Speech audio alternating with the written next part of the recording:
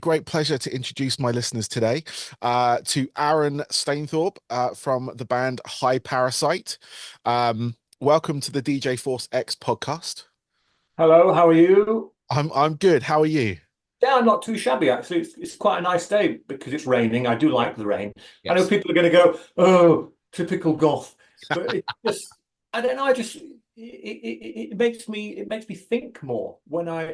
when I'm out in it. When you're out in the sun, you're just laughing and having fun. When you're out in the rain, you become a little bit more introvert and you just start to think more. Your brain works a little bit harder, I think, and you become, well, certainly for me, I certainly become more creative when it's raining. So today feels like a very creative day. Oh, fantastic. No, that's really good. I same thing really here. I mean, I do like the sun, don't get me wrong. It's good for sometimes, it can't be dark all the time. Yeah. I Um, think the sun's fine in small doses, but I yes. prefer. I mean, I'm one of these sad type people who really looking forward to autumn and winter. Ah, my favorite time of year. So Yeah, not I the love only it. one. No, I just had my probably decade dose of sun recently. I was over in Florida, so Oh, for a family holiday, and it was just sun every day, apart from a few big storms, which was kind of fun. But yeah, yeah, no, I mean, like you were saying before, like have it when it does rain, it does bring you into yourself, and it can make you more creative. Like I'm out here in my little studio garage thing, and when it's raining outside, it means I can't go out do like anything else, like garden work or anything else that I should be doing. Um, yeah. I can be in here and I can do things like this, or I can do stuff on my turntables behind me, or I've got like keyboards down here and everything. So Yeah, and I bet the sound of the rain on the roof there is great. yeah, yeah, it is. It's actually quite therapeutic as Yeah, well. it is. I love that sort of. I've got one of these. I bought it off Amazon. One of these. It's a round ball and it projects um, the solar system onto your bedroom ceiling. And there's a selection of sounds you can pick. One is waves crashing.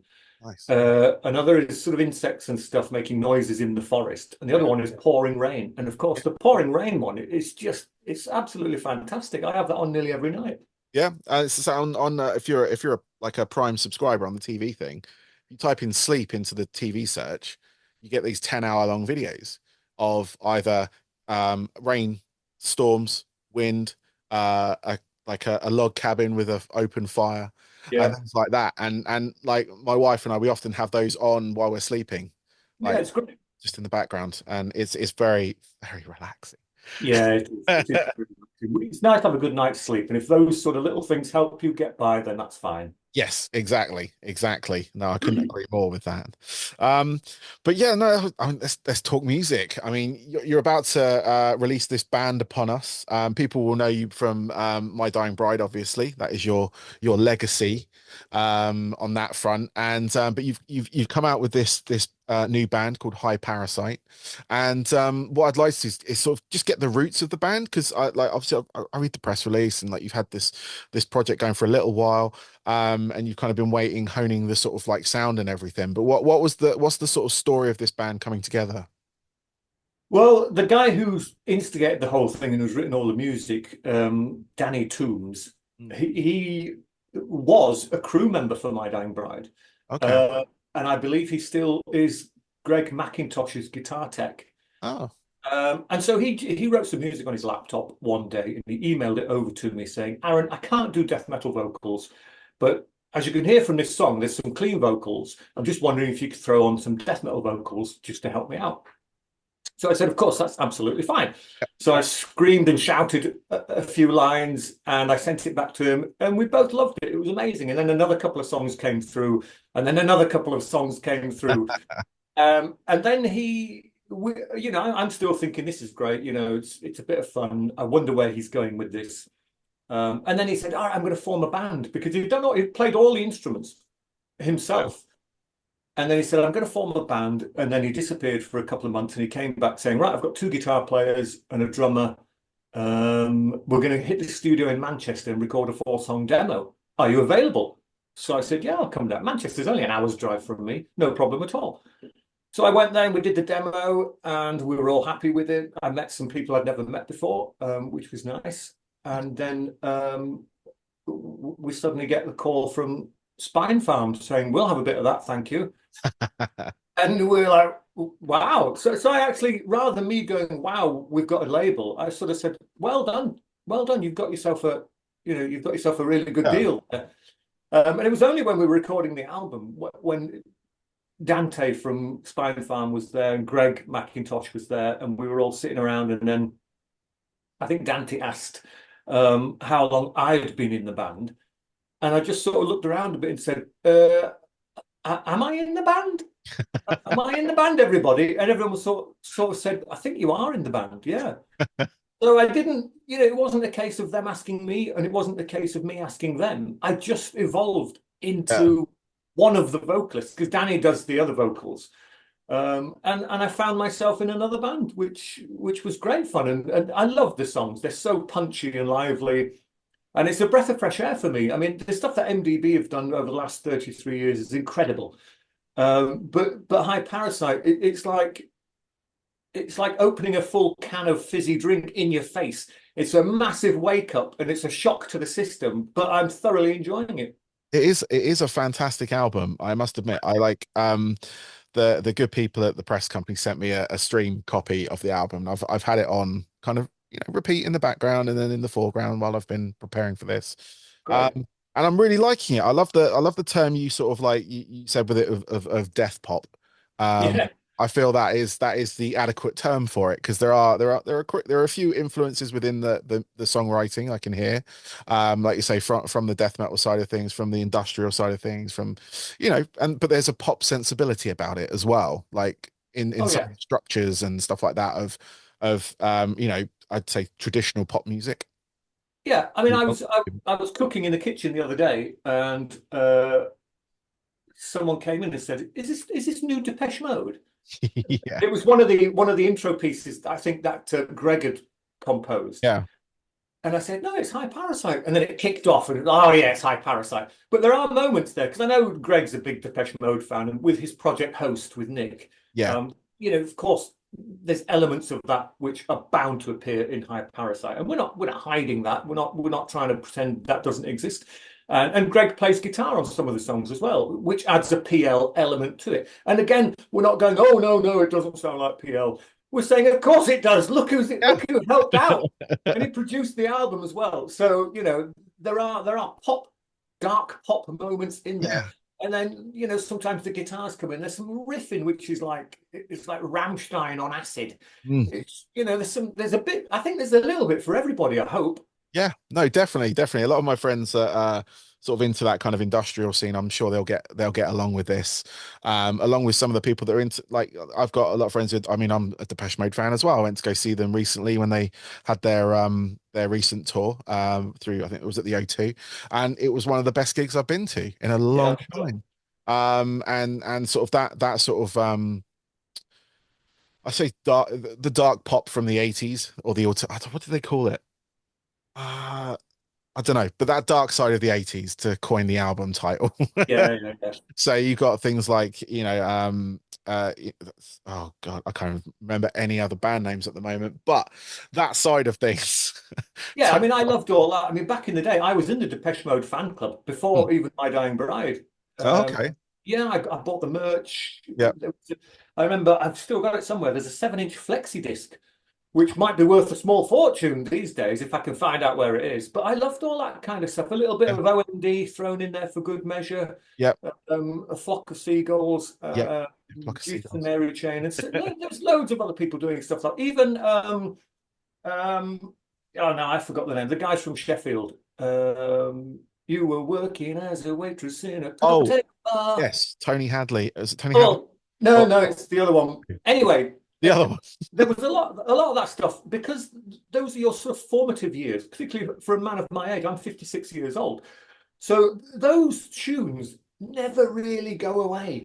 No, And they so don't. when you start composing things, those little earworms sometimes pop out. Not with My Dying Bride because that's a completely different entity. But when you come to things like High Parasite, these little earworms pop out now and again and just say, "Hey, remember me?" And then that inspires you to write something a bit like that, but without ripping them off. Yeah, yeah. Human League was I was thinking. Human League, yeah. That's it. There we go. And like Gary Newman and stuff as well. That was also Hmm. part of my my Yeah. upbringing. I'm just slightly younger than you, not too much, but Right. that sort of era of electronic music really does kind of like light a fire inside me. Yeah. On Yeah. those things, and it sticks around for so long. Like there's so many tracks from back then or albums in general that I can put on now, and some of them just haven't really aged. No, I know it's Don't brilliant. feel like they've aged compared to what's sort of like a latter releases of said same bands or whatever. Um, or even compared to some of the new stuff that's out now. And I really gravitated towards this particular album as well, just purely because I'm into that sound as well, which is fantastic. But we haven't even plugged out. It's called Forever We Burn. Um, Yeah. and it's out on the 27th of September, everybody. Um, is it Candlelight Spine Farm? Yeah, we're not entirely sure what's going on there. I think the original deal we signed was with Spinefarm, and then Candlelight had a shake-up, and I think Dante wanted High Parasite to be the sort of the big band Yes. on Candlelight. So we've somehow moved, but we moved from Spinefarm to Candlelight, but we've still got the Spinefarm logos on all our Okay. stuff. So I'm Uh, not sure how that's entirely worked. It seems like a slight demotion it's from if my point of view, but I shouldn't grumble. No, if they're the same company, Yeah, it's exactly. Yeah, it's a change of um, logo, that's yeah, all. yeah. Is it Dante? Is it Bitano? Yeah, yeah. Yeah. God, blimey, that is a name I haven't heard in a while. Well, Um, Dante I, Benito. Dante Benito. Benito. Sorry, Yeah, of sorry. course, he was a journalist back in the day, and he interviewed My Dying Bride 1,000 years ago. Yeah, So did everyone else. So I couldn't remember him. And of course, he's got a little bit silvery like the rest of us. yeah, So even when I met him, I was like, I can't, I don't remember. yeah. But he's such a lovely guy, such a well-spoken, He is. clever guy. He's very revered as well in the sort of UK, especially rock and metal sort of scene. Yeah, Like back when I was in a band many moons ago, he was running a label which put out compilations, stuff like that, and signed a couple of my friends' bands and things like that. So that's where I sort of know him from. But he was always good for advice and stuff as well, which was infinitely helpful because the band I was in, we were very much sort of like independent from everything. So we kind of did a lot of the stuff ourselves, yeah. be it, distribution, be it gig booking, all that kind of stuff. Occasionally we brought people in to help out and, and I'd reach out to people and ask, and Dante was one of them. But yeah, fantastic guy. It's nice to see still in the industry because I have not spoken to him for probably nigh on 10 years. No, I mean the guy. You're right. He's a legend. I mean, I was at Fortress Fest recently in Scarborough, Mm, which was black metal heaven, yeah. and I was chatting with Tom Warrior, and we had a pleasant cup of tea on the promenade, Oh, very nice. and then later on in the theatre, Tom was doing a sort of Q&A, and he was talking about the early days of Celtic Frost and how certain journalists like Dante Benuto it helped them out a lot. And I emailed Dante saying, "Oh, you got name checked by Tom," and Dante's like, "Yeah, that's pretty cool." And it just goes to show you that he does go back a long, long way, and he did help people out, and he was just an honest guy who he knows what he likes. Yeah, He promotes those that he gets on with, and after all these years, Tom still remembers him. that's fantastic. Fantastic. It's a good legacy to have, isn't it? Yeah, definitely. On that front. Um, but yeah, with this album, we'll go back to it. And like I said, I've been listening to it. I love the track Parasite. I thought it was a great track. My Syndrome as well. Oh Such yeah. a track on there. The title track is actually as well. Thinking about it, I'm going to list all the tracks in a minute. Uh, Please do. yes. But I mean, it's a 10-track album for those that are interested. I think you've got a couple of tracks out right now that people can go and listen to. You got Let It Fall. I think that's one of them. Let it fail. Let It Fail, sorry. I That was failed. the first video, and then it was followed by a lyric video for Grave Intentions. That was it, yes. And then She Wasn't Human was the third and final video we've done. I'm not sure which out of those were actually released as singles because I know back in the day, if you did a video, it was going to be a single. Yeah, But I have no idea if all three are available to download. But certainly there are three videos currently out. possibly. Yeah, I mean, I haven't checked my streaming service of choice for it, because obviously I've got the direct stream for it. But let's have a quick look just while I'm here. Yeah, Um, I can bring it up on my computer screen here. because Um, I've no idea what people can purchase. yeah, it's a strange one these days, isn't it? I mean, obviously, I was going to ask, because you've been in this industry for as long as you have, and you've seen a lot of changes, especially within the sort of like genre that you were in with My Dying Bride and things like that, and that movement of sort of doom goth, I guess, yeah, doom goth metal, to give it a pigeonhole. Um, Yeah. but yeah, I mean, like, how have you navigated that? I mean, I don't know how much sort of like how much you sort of like had control in on that respect when it came to releases and the structure of the release. And obviously these days, I know it's very like you have to sort of release a lot of content with the releases now. So when back in the day, like you said, we could produce a video, it became a single. We Yeah, could but also when we formed, when My Dying Bride formed, there was no internet. no, So it was old school. You would travel around to radio stations, particularly on the continent. There was never a lot of press in the UK.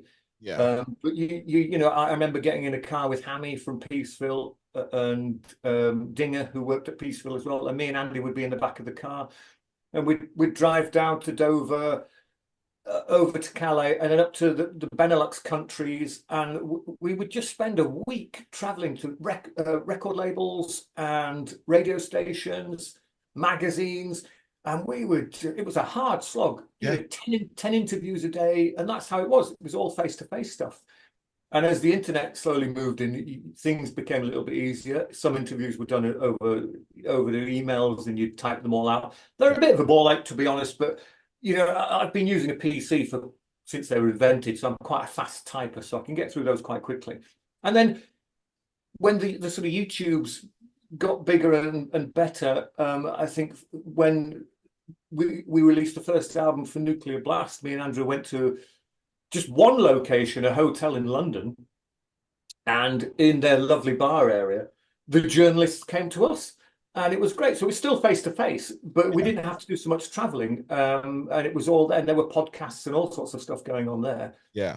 And now we've moved on a little bit further now with High Parasite. It doesn't look like I have to go anywhere except No, I was stay, gonna say, stay exactly where I am. So in some respects, that's improved. I get to see less of the country and other countries, yeah, but I'm in the comfort of my own home. I can sit here with my coffee and my biscuits and what have you, and I can do 100 interviews in a week, and that's quite palatable. I can manage that. yeah. No, I mean that is obviously the advance of technology and the way things. Obviously, me doing this now. I mean, I started when I was 15 writing. I had my own fanzine back in the day, and Right. I would write reviews, I would go to shows, and do all those sort of things, that journalists would do. And like you're right, I had to like travel to like locations. I went up to was it Sanctuary Music in London a few times to interview bands in there. um and so I went to the artist rather than, and occasionally I'd send out an email interview. And you're right, they didn't I didn't enjoy doing that as such, because like you say, for you, bit of a ball ache. For me, like it was a bit impersonal.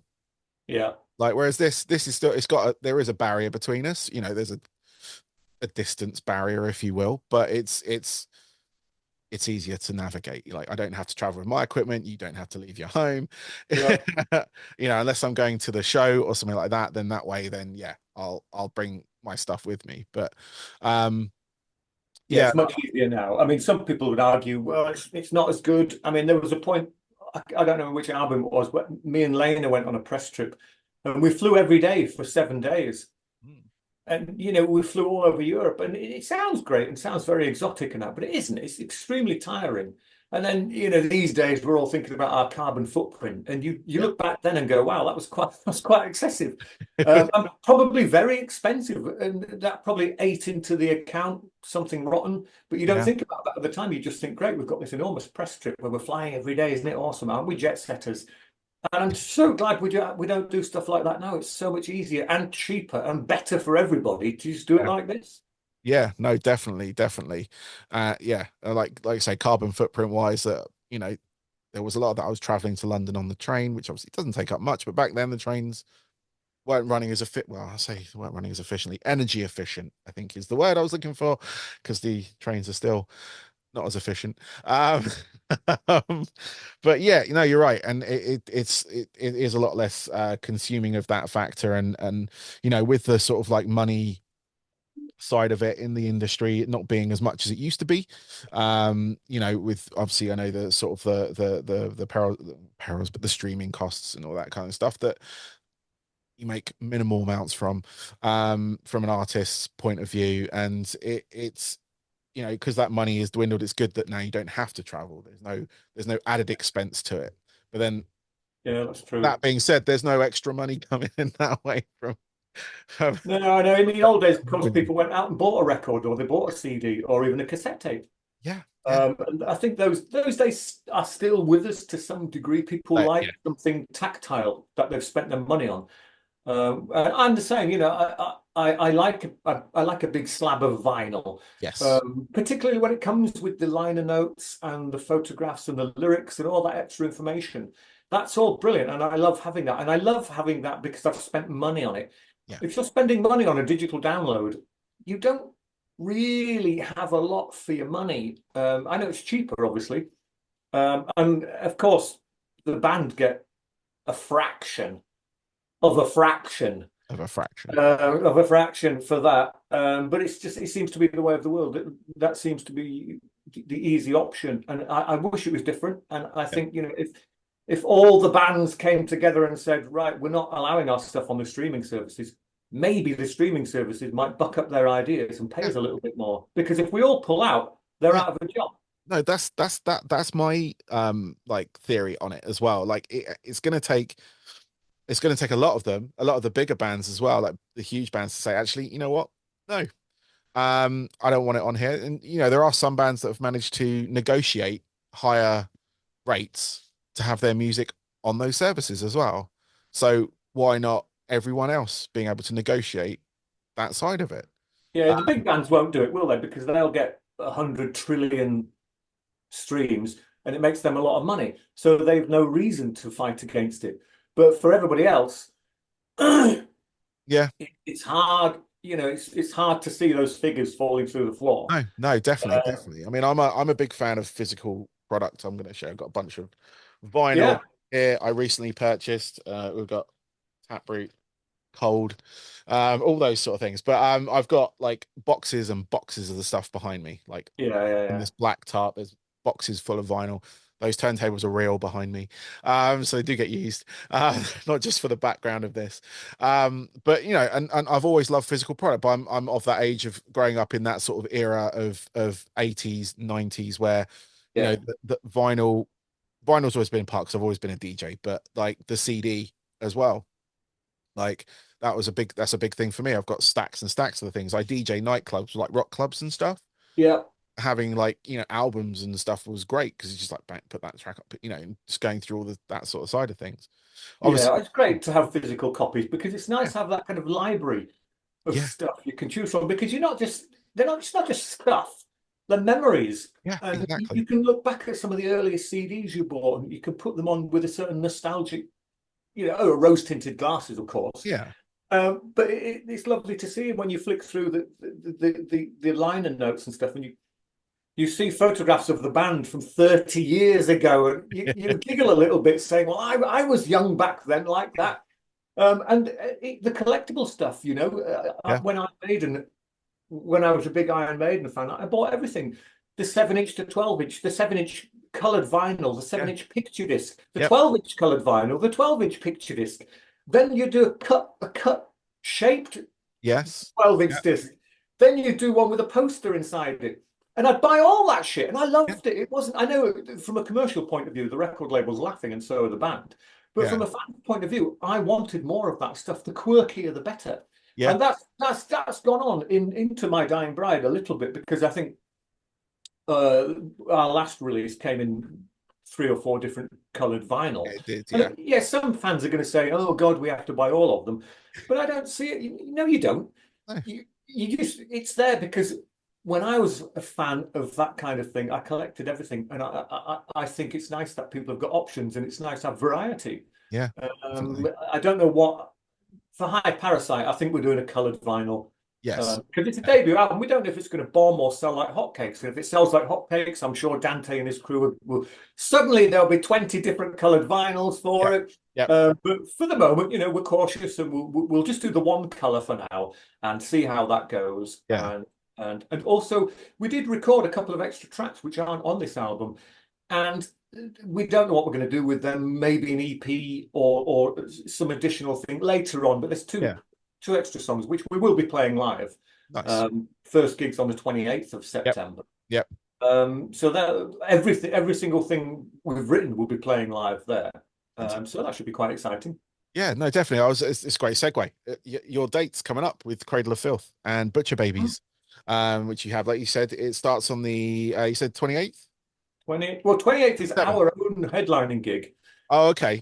and I've then the got a list. Cradle tour kicks off a few weeks later, I think. Oh, okay. Oh, yes, I see that now. Yeah. So Yeah, we've got you've three got gigs in Bristol. Holland, Oh, 3 gigs in Holland. Okay. and then we come back, and then the Cradle tour kicks off. Right. Okay. I've already got the Cradle dates in front of me. So Okay, yeah, we have got our own gigs okay. coming up. And But we wanted our debut gig to be a local one, and yeah, we could. I mean, we even consider Manchester as local because we're Northern English. yeah, So anywhere between sort of Manchester, Leeds, Bradford, and because I used to go to a great rock club called the Frog and Toad in Bradford a nice. long time ago. Yep. That's no longer. It's a roundabout now. It just feels nice. My Dying Bride's first ever show was Bradford, and I quite like the fact that High Parasite's first ever show is going to be Bradford. It Excellent. keeps it all harmonious, I think. And I'm really nervous about it because I've never performed on stage with another band doing my music. I've sung other people's songs, but I honestly I don't even know what I'm going to do because with My Dying Bride, I kind of evolved into a persona on stage that did what that person needed to do in order to get through the gig. But with High Parasite, the music's so energetic and effervescent.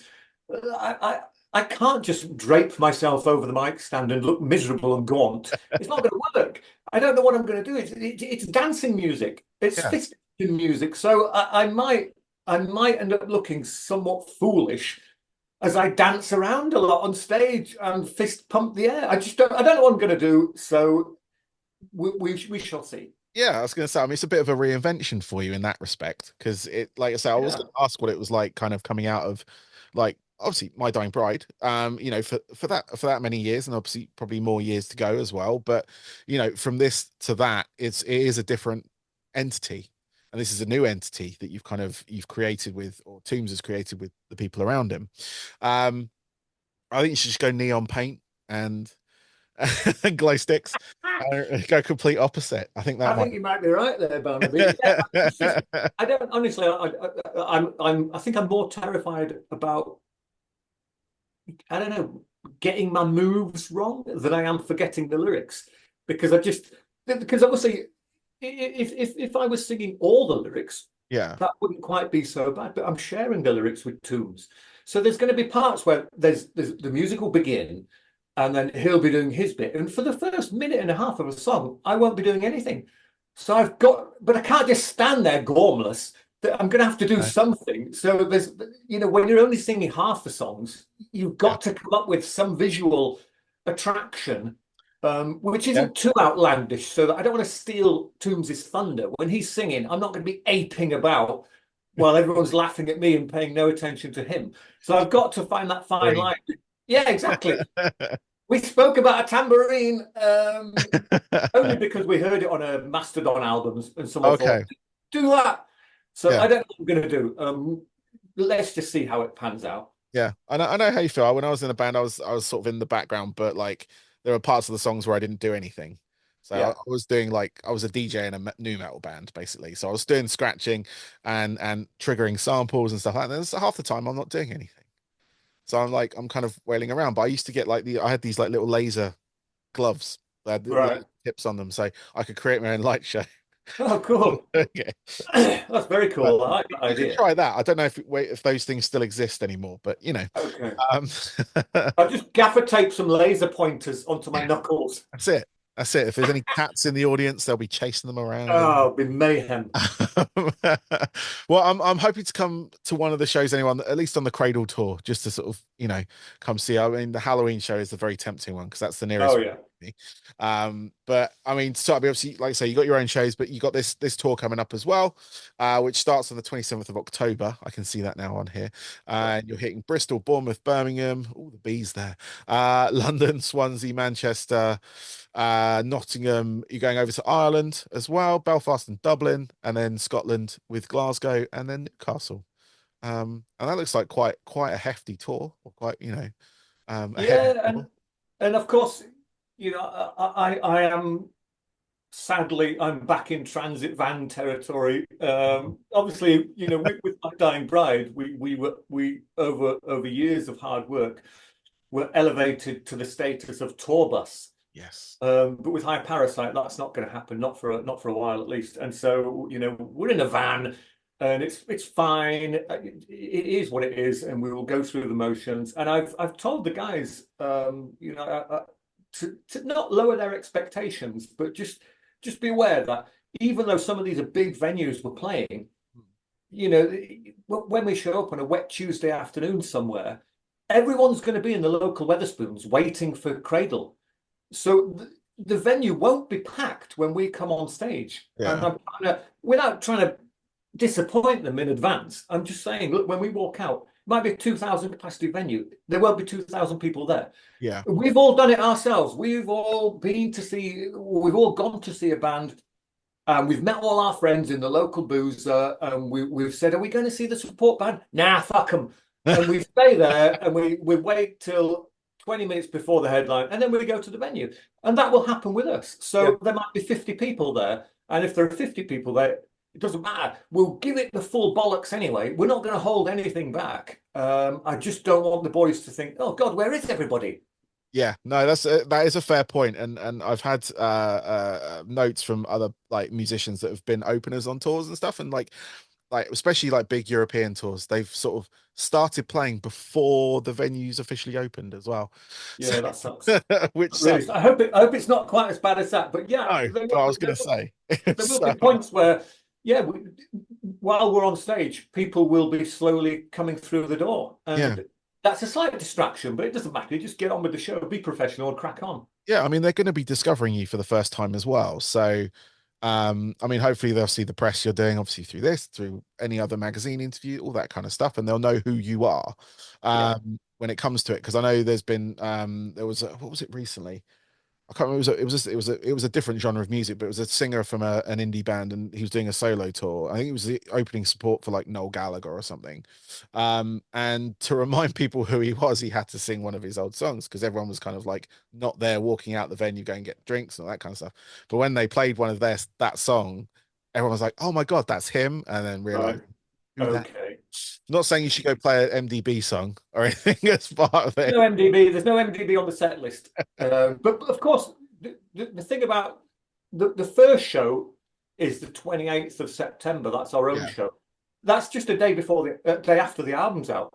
So yeah, people still won't have, unless they've listened to it all day, yeah, won't have had a chance to absorb it. But by the time the Cradle tour comes round, all the reviews for the album should be out, and I'm hoping they're all going to be, really positive and upbeat. And so that, some people will say, do you know what? I'm going to finish this pint and go and see the support band yeah. because the album's getting great reviews. So let's go and check them out. Yeah, no, definitely. And maybe even buy the album, buy a t-shirt, That would be buy, good. buy merch, help them get out of this van and into a tour. Yeah, merch is great. When I go and see a band, I will try if their merch is reasonably priced. I've seen some expensive T-shirts recently. Yeah, If the merch is reasonably priced and I've liked what I've seen, I will always buy some merch, even if it's just a pin badge or something. yeah, It doesn't matter. There's some support there, and if it's particularly if it's easy to get home, then fine. And t-shirts are the obvious option, but I just think people just need to hone their prices in a little bit because I don't know if it's got anything to do with the venues, I know certain venues they like a juicy cut of your profits, You do. but if you overcharge for t-shirts, people aren't going to buy them. I was at a gig last Tuesday, and the t-shirts were £35 each, and this was a small venue on the outskirts of Manchester, not in the Okay. capital cities. You Yeah. expect, if you're playing London, Paris, Milan, Yeah. the prices are elevated because of the geographical area. Yeah. When you're in a small club in the outskirts of Manchester and they're charging £35 for a t-shirt, it's a no-go for me. Yeah. No, that is too much, especially when you know production cost for one. Um, and the Yeah, markup they're making on it, which is, and if they're not playing the capital cities, like I said, you said like London or something like that. I mean, I recently took my kids to see Taylor Swift. All right, for my sins, I did that. a I lot of didn't, people did. yeah, I know. I didn't go into the venue; they went in on their own. But the merch thing outside Wembley Stadium was there, so I took them through. I was going to buy them t-shirts and stuff like that, and those t-shirts like £45, which Yeah, I kind of expected around that 40, maybe 50, depending on, what type of t-shirt it is. It's still a lot of money, and they it is. sold them by the absolute bucket full. Um, and then you sort of see like smaller bands coming through. Like you said, this one, I don't know who you saw, but I have noticed those t-shirt prices creeping up to that 35, £40. And I know the production costs are still relatively low Yeah, on yeah, that yeah, they front. are. So I'm just kind of like, I mean, like I said, I do the same as you. If I enjoy the band that I'm seeing, I will buy a piece of merch, be it a sticker, a pin badge, a t-shirt, Yeah, on that front. And there's been a few bands recently where I've never heard of or not heard of before, and I bought their album at the show because yeah, they impressed me live, and I was just like, you know what, fair yeah. play, you get that. Um, So it pays to have a diverse range of merchandise as well, because you yeah, need you need to aim for every budget. So you need the small little penny things, up to the embroidered hoodie at 95 quid or whatever it might be. yes, yeah. You need something for every pocket. Yeah, no, definitely, definitely. So, yeah, I mean, everyone support bands, go see them, but don't pay over Yeah, the odds. I think the yeah, thing there. yeah. But yeah, no, that's cool. That's cool. Well, I've got a couple of questions left for you, and I can let you get on with the rest of your day, Aaron. Okay. But yeah. So what I want to find out from you, if you can, obviously you've had a storied career on this front, but what are your like we sort of touched on it earlier with some of the sort of like 80s music and stuff, but I want to get three pivotal albums. So not necessarily your favorite albums from your entire life kind of thing, but ones that kind of like you heard this when you were younger and it made you want to be in a band. That sort of album. Yeah. Like I say, it may not be their best album, but it might be the first time you heard, I don't know, let's say we've already talked about Depeche Mode. First time you heard Depeche Mode. Did that make you want to be a singer in a band? Did it make you want to be in a band? That sort of thing. Yeah, weirdly, that although I was in the Depeche Mode fan club, I didn't have aspirations to be in a band back then, because Okay. that was music you heard on the radio, and it sort of went in one ear and out the other. But I Yeah. paid a little bit more attention to Depeche Mode because I just thought they were doing better stuff than other people.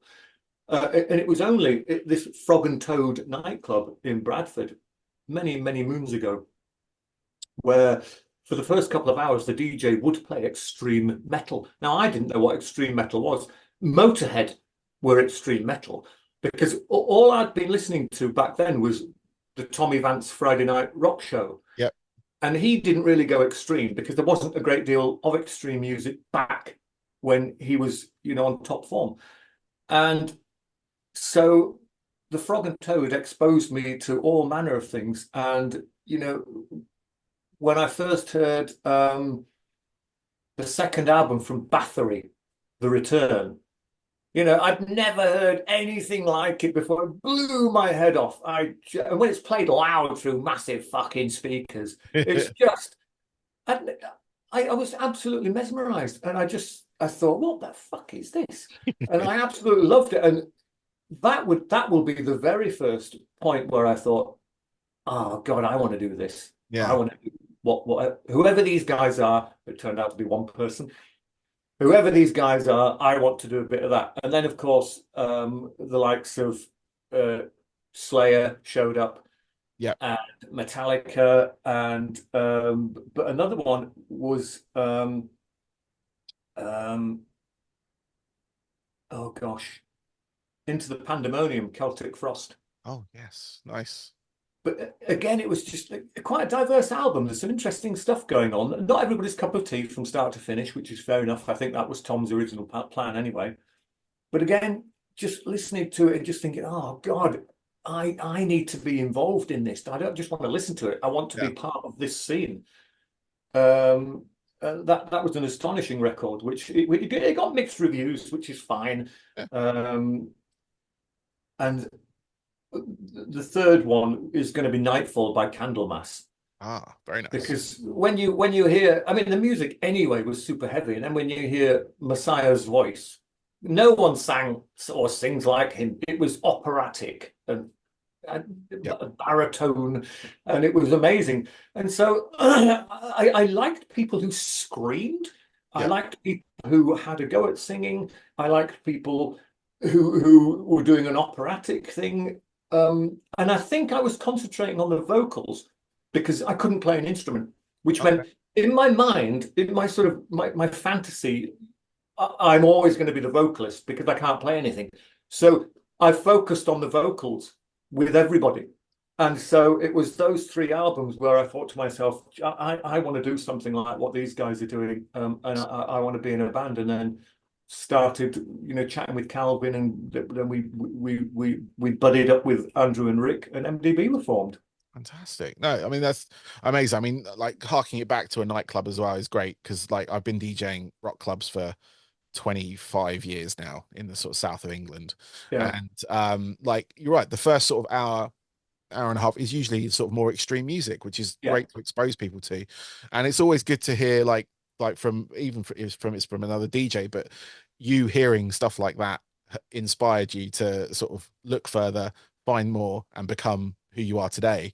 In that oh, respect, and that's something that I may never hear about in my sort of legacy as a DJ or anything like that, but it's certainly nice that the nightclub of rock club, if you will, is relevant to this sort of growth of or exposure to various music. Because I've always prided myself in being able to play music that people may not have heard before, but yeah, enjoyed. It comes in at the right moment. I'm that sort of style DJ. I've done everything from weddings to funerals to birthdays, all that kind of stuff. yeah, But now I've gone through nightclubs, I've got residencies and all that kind of stuff. And but yeah, no, just sort of like having that. I mean, those bands, Bathory, Celtic Frost, Candlemass, fantastic bands. And a shout yeah. out to the late great Tommy Vance as well, like with his Yeah, so, yeah, he did um a lot of work. I mean, if it wasn't for him, I think when I switched the radio on, I think it was halfway through Rhyme of the Ancient Mariner, the acoustic bit in the middle. yeah, I just thought this is bloody brilliant. And it was actually that bit when I thought to myself as well, rock bands, they're not just screaming and shouting. These guys are telling a story. yeah, Or admittedly, it's someone else's story, but yeah, nevertheless, they're embellishing it with their music. And I just thought, this is great. Being a storyteller while you're in a band and not just screaming, yeah, yeah, yeah, baby, yeah, is magnificent. So when My Dying Bride formed, I told stories because yeah, that's yeah, what I wanted to do. And again, it was Tommy Vance helped do that. Iron Maiden obviously did a little bit with that as well. yeah. Every time the DJ back at the Frog and Toad played an album, he'd put the cover on a stand in front so everyone could see Oh wow. what was being played. And it was always vinyl, obviously. Yeah. And so, I'd go up and I'd be like, Batlord? Who are Batlord? Because obviously the logo was written in that Gothic style, and Yeah. I'd make it know, oh, Batlord, must check out Batlord, The Return tomorrow. Yeah. And then the other album covers, and then that's when I discovered Crash Records in Leeds, and Nice. they had all this stuff and more, and that's where it was over literally the space of either one or two, because I used to go on a Friday night and a Saturday night. So I'm guessing the space of one weekend, Friday night you'd hear the songs, Saturday you'd go and buy the records, Saturday night you'd hear similar songs, everything shot on a Sunday back then. Yep. So Yep. the following week you'd go to the record stores and you'd buy what you'd heard the previous week. And Yeah. that's how my collection blossomed. Yeah, yeah, no, exactly the same over here as well. Just like, yeah, and that's why I still love going to record stores. I'm still Yeah, quite lucky around here. There's a few independent record stores still that I can go sort of digging in, if you will, fishing through. But I love like I used to live in the States, and they're a huge like couple of record stores there, like proper warehouse style, like yeah, just smelt of kind of a fusty, almost yeah, no, you know what I mean? That kind of that yeah, of course. smell you get. But I lived over in Tampa in Florida, which is obviously the death metal capital of USA, Oh, yeah. as well. But yeah, no, with Tommy Vance and stuff, I worked for Total Rock for about 10 years, which he helped Oh, set yeah, originally. Up until I think it was up until last year, I had to sort of like put it to one side, unfortunately. But yeah, just sort of his legacy with that as well. yeah, Like it means a lot to me, like to hear his name because it was one of the reasons like Total Rock were incredibly supportive of me when I was an artist. And then um I asked to be one of their DJs. Tony said yes. So, and then 10 years later, I was helping with marketing and all that kind of stuff. So, brilliant. it was all going down that route. But no, I've got a lot of love for that man of Yeah, used and what he's, his legacy within the rock and metal like community as well. And obviously the personality that came with that as well and his distinctive voice. yeah, he was amazing. He was the right man for the job, that's for Yeah, sure. And definitely. he made. I bet there's loads of bands out there who wouldn't be here if it wasn't for him Yeah. in some form. Yeah. So yeah, the guy was a legend for sure. Yeah, definitely, definitely. Well, last question for you, before I let you go. If that's all right. What are your hobbies away from music? So when you've obviously you've put My Own Bride to one side for now, you've got High Parasite right now, but what do you do to kind of like, I guess, escape the music if you need to? I do read a lot, and I love nothing more than just walking into Halifax and at the Peace Hall. There's a few coffee shops, and I just like a real coffee. Preferably, it comes with a small biscuit on the side. You know, Yeah. if it doesn't, I don't go there anymore.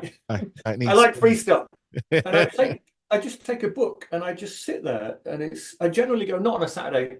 Friday, Saturdays they're busy and everyone's yeah, clinking cutlery and yeah, what have you.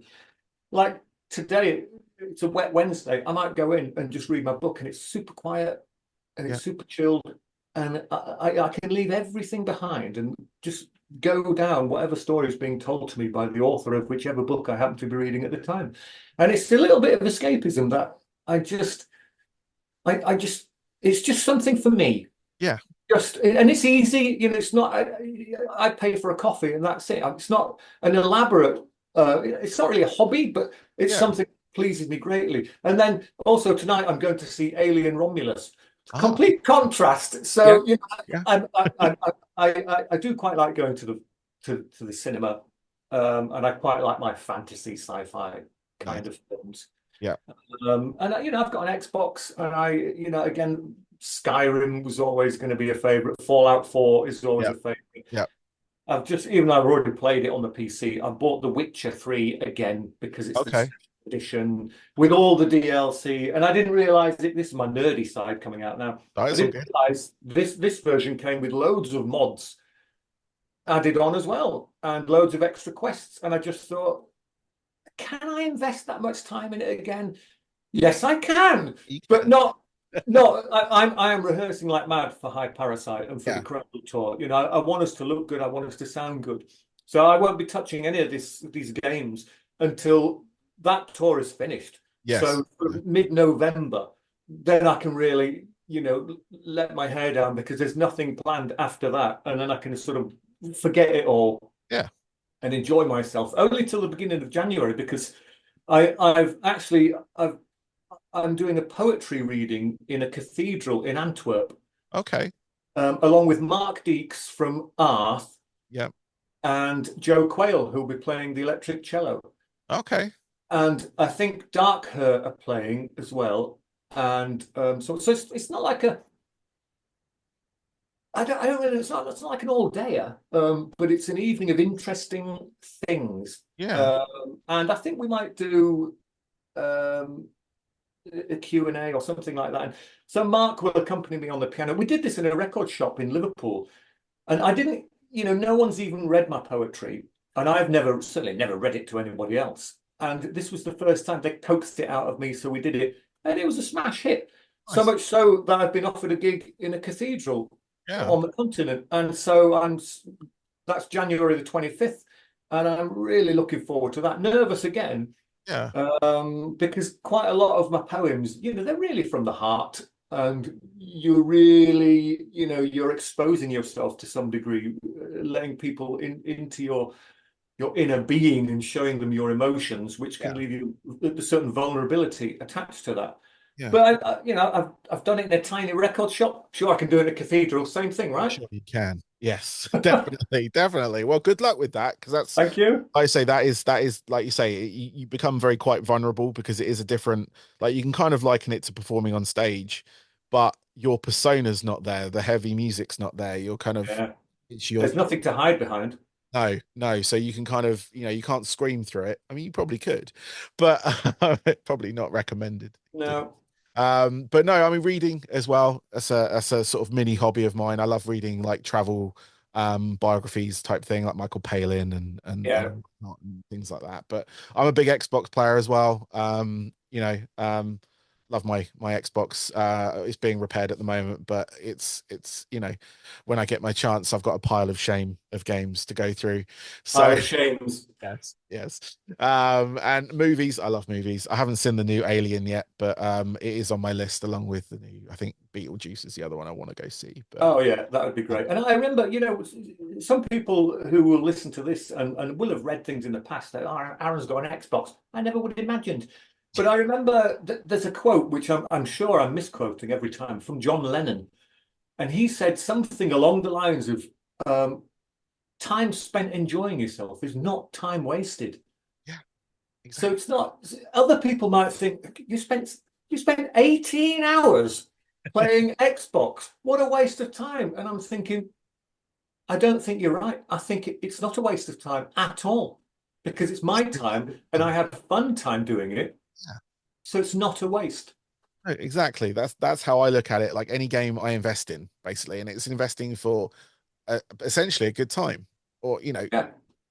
and like you said, there are people out there, say wasting time playing games, but at the same time, when you're playing some of these like immersive adventure games, essentially, like The Witcher, like Skyrim or Assassin's Creed, or I'm looking up at my list of, I've got boxes Uh, of games up there, and playing through those and spending the sort of, even if it's just like 4 hours, or it takes you 20 hours, or it takes you longer than that. I mean, I've got games where I've got hundreds of hours invested, yeah. and that's just because I've enjoying it. So it's like complete escapism for me. Yeah. And again, you're right. It's pure escapism. And it's not that different from reading a book. What do you do when you read a book? You leave this world behind. You go down a road that someone else has created. And it's just a form of escapism. The the computer games are the same thing, except you've got your own input in them. It's like you're working with the author Yeah, and you're creating a story together, which I think is a wonderful thing. yeah. And you can do that with books as well. If you remember those old Ian Oh Livingstone, yeah. I love them. To go east, turn to page 42. To go north, turn to page 64. Those are brilliant. It's like open one, you're dead. No, I meant to go the other way. Yeah. Those are amazing. Yeah, I love those guys. I've got a bunch of those somewhere, and just roll the dice, and yeah, complete escapism. Complete Yeah. escape. Well, Aaron, thank you very much. I've thoroughly thoroughly enjoyed Voided. enjoyed chatting with you today. I really enjoyed it, and I'm looking forward to seeing how people react to this album, because um I'm loving it on that front. And people can, I've looked up, you can listen to Grave Intentions right now, Wasn't Human, and Let It Fail. I won't say Let It Fall again. Um, my eyesight's not that great. But yeah, no, those are the tracks I can see on the streaming service that I use. And obviously there are lyric videos and music videos out as well. So people can, wherever you get your music, go listen to it. But yeah, good luck with it. It's out on the 27th of September. The album is called Forever We Burn. And it is out via Spinefarm stroke Candlelight stroke that record company. But it will be out on all formats as well. Yeah, which is amazing. So I'm gonna try and pick up that vinyl. So my local shop will stock it. If not, I will order it. appreciate that. Thank you. But yeah, no, good luck with that. Good luck with the tour and everything. And Thanks. thank you again for your time. I appreciate that. Thank you for your time as well. I know it's valuable and precious, and we don't really have as much of it as we'd like. So I appreciate your time as well, Barnaby. Thank you. No worries at all. Absolutely my pleasure. Have a Thank you. fantastic rest of your day. Okay. Cheers, mate. Appreciate that. Thank you. Bye bye. Cheerio.